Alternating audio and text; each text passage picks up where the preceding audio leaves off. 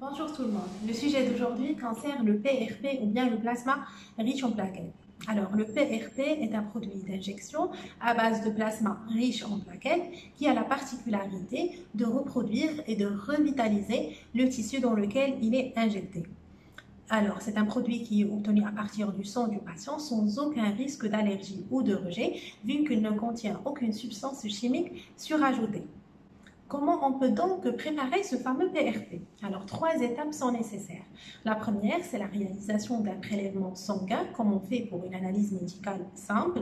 Ce prélèvement sera récupéré sur un tube particulier, qui sera ensuite placé dans une centrifugeuse pendant quelques minutes.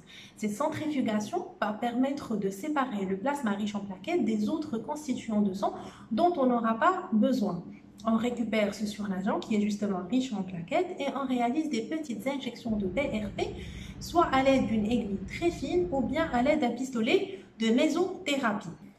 La séance se fait sous anesthésie locale et dure environ 1 heure sans aucun risque de cicatrice. Pour avoir un résultat optimal, la réalisation de plusieurs séances est nécessaire, mais vous pouvez apercevoir un bon résultat dès la première séance.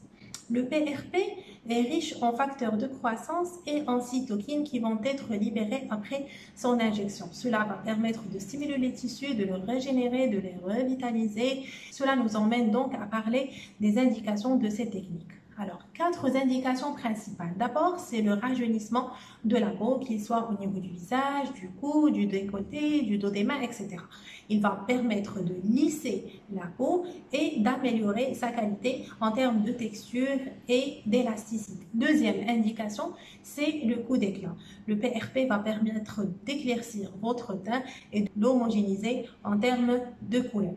Troisième indication, c'est la correction des imperfections de la peau, qu'il soit cicatrice d'acné, cicatrice de brûlure, des vergetures ou bien de la cellulite. Quatrième indication qui me paraît aussi intéressante, c'est la chute des cheveux. Et le PRP, une fois injecté au niveau du cuir chevelu, il va ralentir la chute, va stimuler la repousse et surtout améliorer la qualité des cheveux.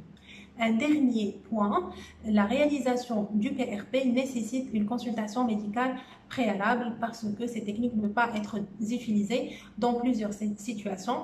Par exemple, la grossesse et l'allaitement à cause des perturbations hormonales qui les accompagnent, au cours des maladies infectieuses ou maladies auto-immunes et surtout en cas de prise de certains médicaments, notamment les anti-inflammatoires comme l'aspirine.